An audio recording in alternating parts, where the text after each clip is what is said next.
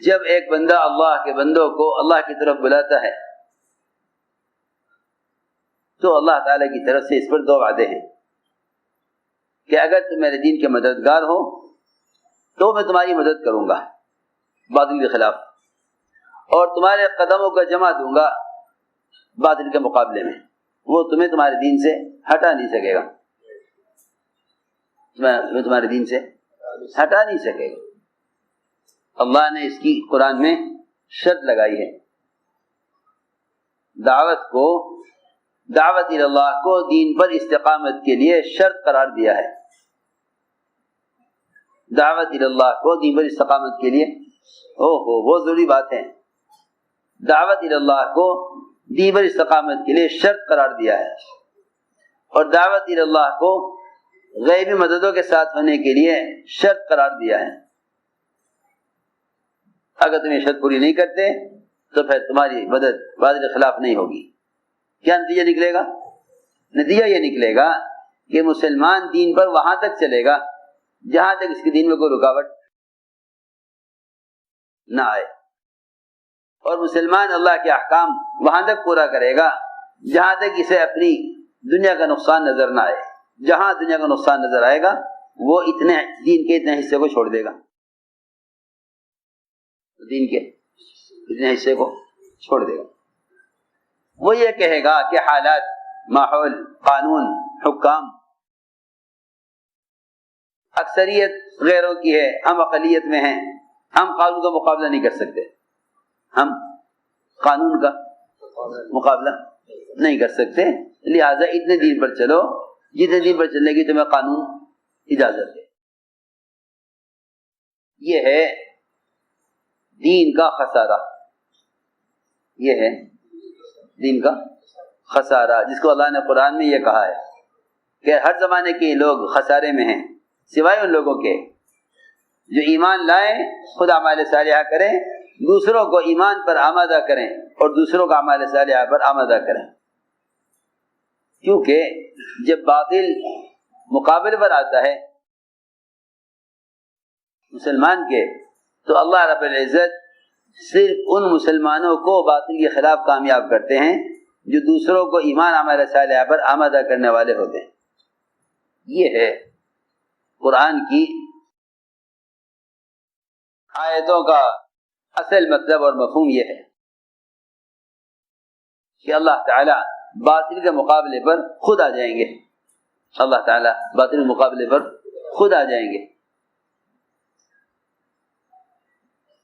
کہ اللہ تعالی تمہاری مدد کریں گے باطل کے خلاف، اور اللہ رب العزت تمہارے قدموں کا جمع دیں گے۔ اس لیے کہ دو چیزیں مسلمان پر پیش کی جاتی ہیں اس کو دین سے ہٹانے کے لیے، اس کے دین سے ہٹانے کے لیے، ایک خوف، ایک لالچ، ایک خوف دوسرے لالچ، اور یہ دونوں چیزیں ایمان کے خلاف ہیں، دونوں چیزیں ایمان کے خلاف ہیں، کہ ایمان مال کی محبت دل سے نکال دے گا، اور ایمان اللہ کے غیر کا خوف بھی دل سے نکال دے گا۔ جب یہ دونوں چیزیں نہ ہوں گی تو پھر کوئی شخص بھی اپنے دین کو لالچ کی وجہ سے یا اپنے دین کو دشمن کے خوف کی وجہ سے چھوڑے گا نہیں۔ یہ ہے وہ اللہ تعالیٰ کی غیبی نصرت۔ تو اصل میں دعوت سے اللہ رب العزت مومن کے اندر ایک رعب پیدا فرما دیتے ہیں، رعب سے اس کی مدد کرتے ہیں، رعب سے اس کی مدد کرتے ہیں، رعب سے اس کی مدد کرتے۔ میری بات توجہ سننا، جو صحابہ بادشاہوں کو دعوت دینے گئے، جو صحابہ بادشاہوں کو دعوت دینے گئے، انہوں نے بادشاہوں سے اس طرح بات کی ہے جیسے کسی غلام سے کی جاتی ہے، جیسے کسی، یہ سوچ کر نہیں کہ یہ بادشاہ ہے، ایسے بات کی جیسے کسی غلام سے کی جاتی ہے۔ یہ ہے وہ غیبی مدد کہ آپ نے فرمایا اللہ نے میری مدد رعب سے کی ہے۔ ربیع بن عامر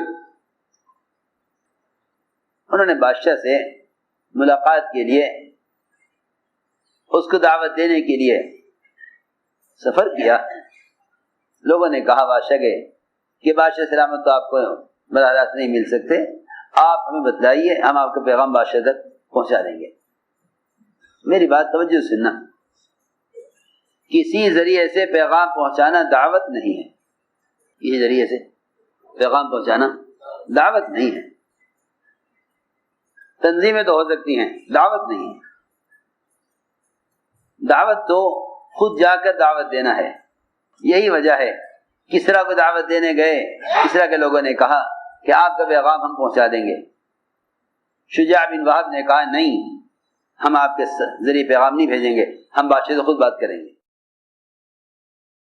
ربیع بن عامر سے کہا کہ بادشاہ سے آپ بات نہیں کر سکتے، ہمیں بتائیے، ہم بادشاہ کو آپ کا پیغام پہنچائیں گے۔ فرمایا نہیں، ہم بادشاہ سے خود بات کریں گے، ہم بادشاہ سے خود بات کریں گے۔ بادشاہ سے کہا جی وہ تو کہتے ہیں نہیں، ہم خود ملیں گے۔ بادشاہ نے کہا اس کو آنے دو، لیکن اپنی سواری پر نہیں آئیں گے، اپنی سواری بادشاہ کے شہر سے باہر رکھیں۔ کہ نہیں، یہ نہیں ہوگا، ہم اپنی سواری پر آئیں گے۔ کیا بات ہے؟ بات یہ ہے کہ اگر ہم تمہارے معاشرے کی وجہ سے، اپنی سواری کو بھی بدل دیں جس سے تمہارے دل میں تاثر پیدا ہو، تو پھر ہماری دعوت بے اثر ہو جائے گی، ہماری دعوت بے اثر ہو جائے گی۔ سننا توجہ سے بات، اس زمانے کے اناڑی مسلمانوں کا خیال یہ ہے کہ تھوڑے سے طریقے غیروں کی اختیار کرو تاکہ وہ تمہیں اپنے جیسا سمجھ کر تم سے ملنا پسند کریں، تم سے ملنا پسند کریں پر ہے۔ اور مسلمان یہ کہے کہ ہم کیا کر سکتے ہیں؟ کیوں تم اتنے مرعوب کیوں ہو گئے؟ تم اتنے مجبور کیوں ہو گئے؟ وہ کہیں گے تمہارا وظیفہ، وہ کہیں گے تمہارا کام، جس پر اللہ تعالی کی طرف سے سب سے پہلے داعی کی مدد رعب سے کی جاتی تھی۔ سب سے پہلے داعی کی مدد رعب سے کی جاتی تھی۔ اللہ نے سب سے پہلی مدد جو صحابہ کی ہے وہ رعب سے کی ہے۔ دعوت پر اللہ تعالی کی طرف سے مدد کے اسباب ہیں، مدد کی شکلیں ہیں، مدد کی قسمیں ہیں۔ اس میں اللہ نے جو سب سے زیادہ مدد کی ہے آپ کی اور آپ کے صحابہ کی، وہ مدد رعب سے کی ہے، وہ مدد رعب سے کی ہے، لیکن اس شرط پر کہ تم دین کے داعی بنو تو میں تمہاری مدد کروں گا، ورنہ نہیں کروں گا، پکی بات ہے۔ یہ چاہتے ہیں کہ دین کو بیچ میں ڈال کر اپنے کچھ مطالبے پورے کرا لو۔ وہ کہیں تمہاری ایک بات مان لو، ہم تمہاری دو بات مان لیں گے۔ مسلمان یہ سوچے یہ تو سنتی تو ہے، اس کے چھوڑنے میں کیا حرج ہے؟ سنتی چھوڑ دو، فرض تو ہے نہیں اس کا کرنا ضروری ہو، سنت ہی تو ہے، چھوڑ دو۔ اگر باطل ایک سنت کے چھوڑنے کا مطالبہ کرے تو چھوڑ دو، کیونکہ اگر یہ نہیں چھوڑو گے تمہیں معاش نہیں ملے گا۔ چھوڑ دو، کیا بات ہے؟ حالانکہ میرے دوستو عزیزو، مولانا استاد رحمۃ اللہ علیہ مثال دے کر فرماتے تھے، فرماتے تھے کہ اگر مسلمان اپنے دین کے بارے میں انفرادی طور پر، اجتماعی طور پر تو ممکن ہی نہیں ہے، انفرادی طور پر بھی اگر مسلمان اپنے دین کے بارے میں باطل سے سمجھوتا کر لے، میری بات بہت جاگ کر سننی پڑے گی، بہت توجہ سے، ایک سنت کے بارے میں اگر سمجھوتا کر لے، ٹھیک ہے ہم یہ سنت چھوڑ دیتے ہیں، تم ہمیں یہ دے دو، یہ اللہ کے یہاں پورے دین کو بیچنے والا مجرم قرار دیا جائے گا۔ جب یہ دین کو بیچے گا خدا کی قسم اغیار انہیں غلاموں کی قیمت پر خریدیں گے۔ یہ دین کو بیچے گا دنیا کے لیے، پھر اغیار ان کو غلاموں کی قیمت پر خریدیں گے، انہیں غلاموں کی طرح استعمال کر کے اپنی دنیا بنائیں گے۔ محمد صلی اللہ علیہ وسلم آپ کا معمول تھا کہ آپ طواف کے ہر چکر میں حجر اسود کا بوسہ لیتے تھے. میں ایک مثال دے رہا ہوں، سنت ہے، فرض نہیں ہے، واجب نہیں ہے. حضرت عمر نے یہ کہہ کر بوسہ لیا حجر اسود کا کہ اگر محمد صلی اللہ علیہ وسلم نے تیرے بوسہ نہ لیا ہوتا تو میں کبھی نہ لیتا. نہ تو پتھر ہے، نہ تیرے میں نفع ہے نہ نقصان ہے، صرف اس لیے بوسہ لیتا ہوں کہ اللہ کے نبی نے بوسہ لیا ہے. مشرکین نے دیکھا کہ آپ کو یہ عمل محبوب ہے، یہ عمل پسند ہے. انہوں نے یہ چاہا کہ ان کو حجر اسود کا بوسہ لینے سے روکو تاکہ یہ ہمارا مطالبہ پورا کریں. تو روکا گیا آپ کو کہ آپ حجر اسود کا بوسہ نہیں لیں گے. کیوں؟ کہ پہلے ہماری شرط پوری کرو. کیا شرط ہے؟ یہ کہا مشرکین نے کہ آپ حجر اسود کا بوسہ لینے میں ہمارے بتوں کے آگے جھک کر جائیں. اگر آپ ہمارا یہ مطالبہ پورا کریں گے تو ہم آپ کو حجر اسود کا بوسہ لینے دیں گے، ورنہ نہیں لینے دیں گے. عجیب بات ہے میرے دوستو عزیزوں. اللہ رب العزت نے ہمیں ایمان پر جمایا ہوا ہے، یہ اللہ کا سب سے بڑا فضل ہے. ہم میں سے کوئی بھی اپنے ایمان پر اپنی مرضی سے اپنی قوت سے جمع ہوا نہیں ہے، محض اللہ کا فضل ہے.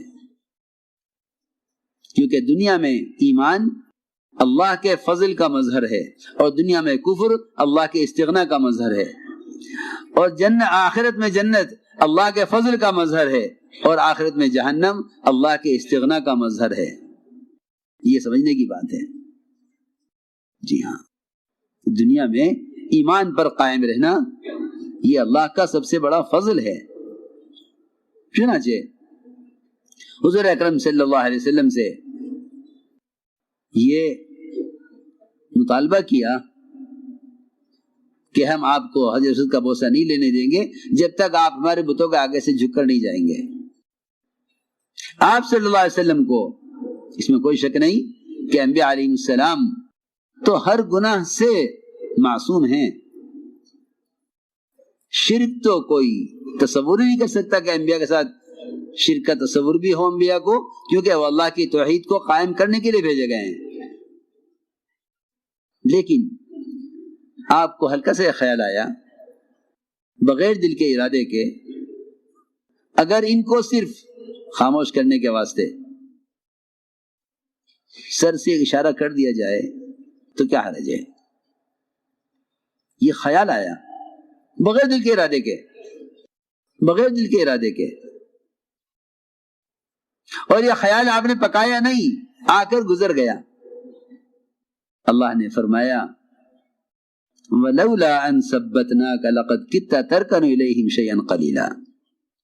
نبی جی اگر ہم آپ کو نہ جماتے، اگر ہم آپ کو نہ جماتے تو قریب تھا کہ آپ ان کی بات کی طرف تھوڑے سے جھک جاتے، وہ بھی دل کے ارادے سے نہیں، صرف ان کو دکھانے کے لیے. اگر آپ ایسا کر لیتے تو ہم آپ کو دگنا عذاب دنیا میں دیتے، دگنا عذاب آخرت میں دیتے. ہاں، میں نے بات اس لیے عرض کی ہے کہ ہم میں سے ہر ایک غور کرے اپنی ذات کے اعتبار سے. اس لیے کہ مسلمان کی بے دینی وہ صرف اپنے اختیار سے نہیں ہے، بلکہ کچھ اسباب ہیں بے دینی کے، صرف اپنے اختیار سے بھی نہیں ہے بلکہ کوئی اسباب ہے بے دینی کے. جہاں بے دینی کا اسباب اپنے ذاتی اندر سے ہیں وہاں نفس کے تقاضے سے ہیں، اور جہاں بے دینی کا اسباب باہر کی طاقت سے ہیں وہاں باہر کی طاقت سے ہیں، مگر یہ اس کے مقابلے میں کامیاب نہیں ہو سکتے. یہ حالات کو دیکھ کر دین بدل دیں گے، یہ حالات کو دیکھ کر دین بدل دیں گے، حالات کو سامنے رکھ کر چلیں گے، حالات کو سامنے رکھ کر چلیں گے. حالات یہ ہیں تو یہ حالات کے لیے دین بدل دیں گے. میں جو عرض کرنا چاہتا تھا کہ ہر قسم کے حال سے مقابلہ، ہر قسم کے قانون سے مقابلہ، اس مقابلے کی قوت اللہ تعالیٰ کی شرط پر دیتے تھے. وہ شرط دعوت ہے، وہ شرط دعوت ہے. تو میں نے عرض کیا کہ جب مسلمان اپنے دین کی دعوت کو چھوڑ دیتا ہے تو پھر وہ اپنے دین کو بیچنے لگتا ہے.